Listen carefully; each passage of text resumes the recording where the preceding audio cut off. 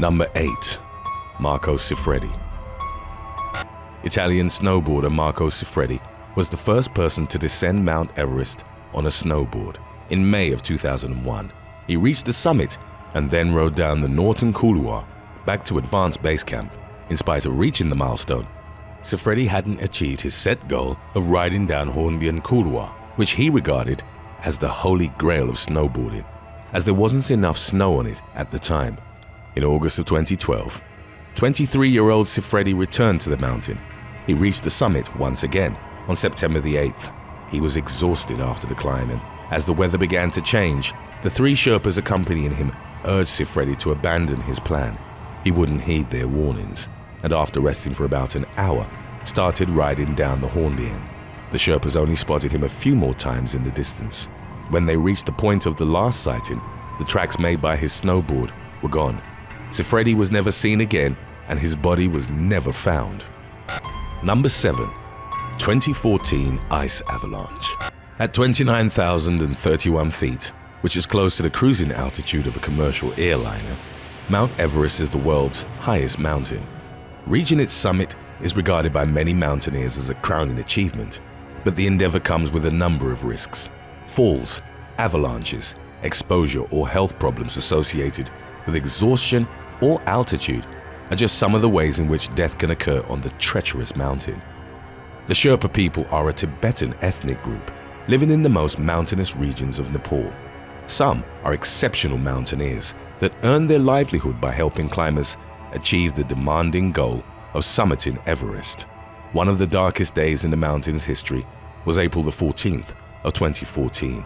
A serac, which is a giant column of glacial ice, failed on Everest's western shoulder. It's believed to have been 113 feet thick while weighing roughly 31.5 million pounds, meaning it was considerably heavier than the Eiffel Tower. An avalanche ensued. It behaved more like a rockfall than a typical snow avalanche, as large blocks of ice barreled down the mountain's southern side. At the time, a group of Sherpas was fixing ropes on the South Col, preparing it for the upcoming climbing season. The group was struck by the avalanche, and 16 Sherpas tragically lost their lives.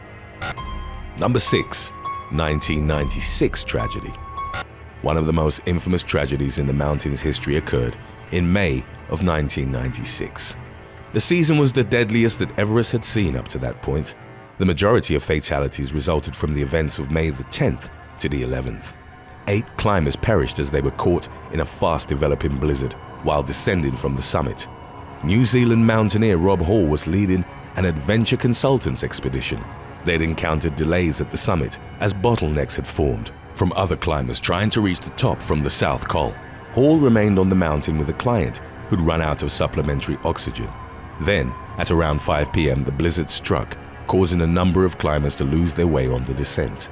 Hall survived the night, but would ultimately freeze to death on the mountain the following day. During his last satellite communication with his wife, his final words to her were, "Sleep well, my sweetheart. Please, don't worry too much." His widow requested that Hall's body remain on the mountain.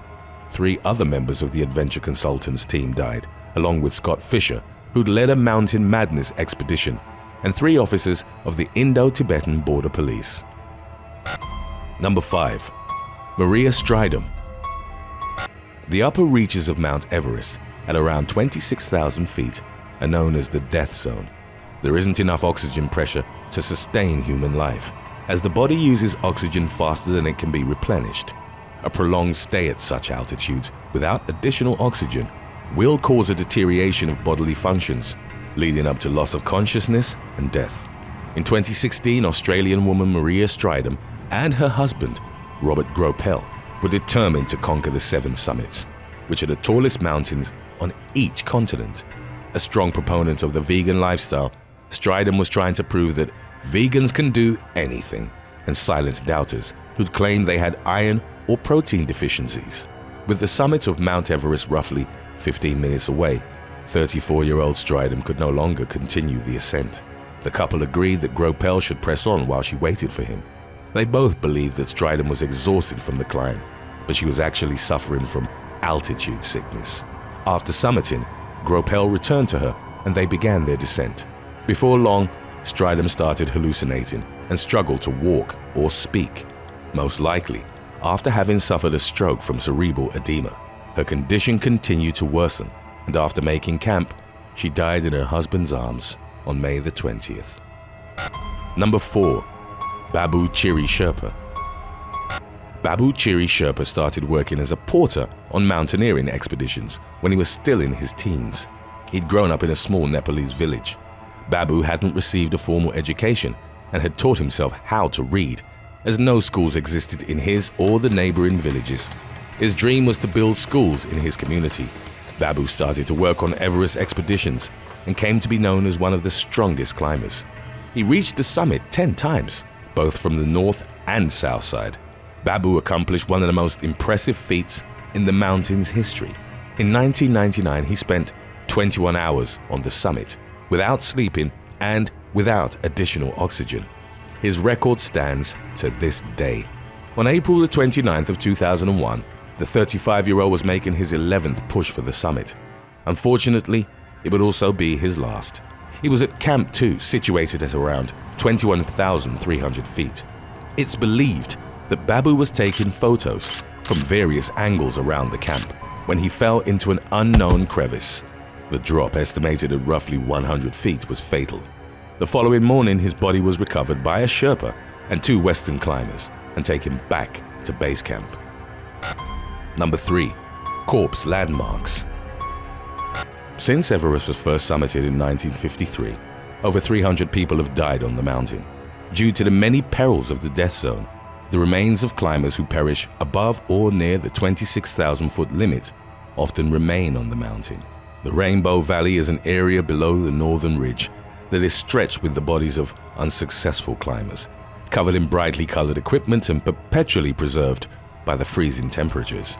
In the years that followed their demise, several of the corpses on Everest became landmarks. The body of a male climber nicknamed Green Boots rested in a limestone cave at 28,000 feet. All expeditions attempting to reach the summit from the north side would encounter the body curled up in the cave. Named after the green mountaineering boots on his feet, his identity was never officially confirmed, but he's believed to be Indian climber Siwang Paljor, who died on Everest in 1966. Another body was that of US climber Frances Arsentiev, known as Sleeping Beauty.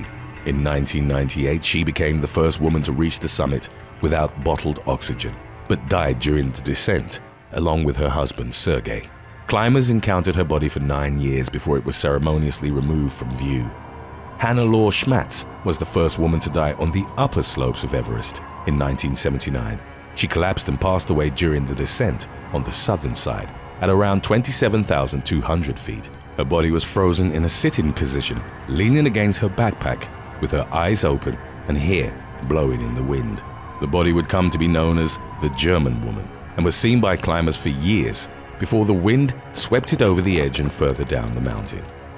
Today's topic was requested by Joe Stillman. If you have any other topics you'd like to learn about, subscribe and let us know in the comments section below. Number 2. David Sharp. The death of David Sharp in 2006 prompted an international conversation regarding responsibility on Mount Everest. The experienced English mountaineer was attempting a solo climb of the Himalayan peak and had pushed for the summit late in the day on May the 14th. It's unclear if 34-year-old Sharp had reached the summit or not. On the descent, he encountered problems stemming from exhaustion or a lack of oxygen. Due to conditions of darkness and extreme cold, returning to his camp had become impossible, so he sought shelter in Green Boots' cave. The following morning, Sharp was still alive in the cave, but likely in a hypothermic state. Roughly 3 dozen climbers passed the dying man, with only a few offering what limited assistance they could. New Zealand climber Mark Inglis noticed Sharp on his way to the summit.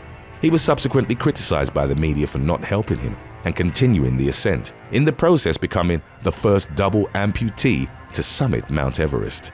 Inglis dismissed criticism, claiming the decision had come from his expedition manager, whom he'd radioed for advice. However, no log of such a radio call was found. Sharp ultimately died on the mountain next to Green Boots.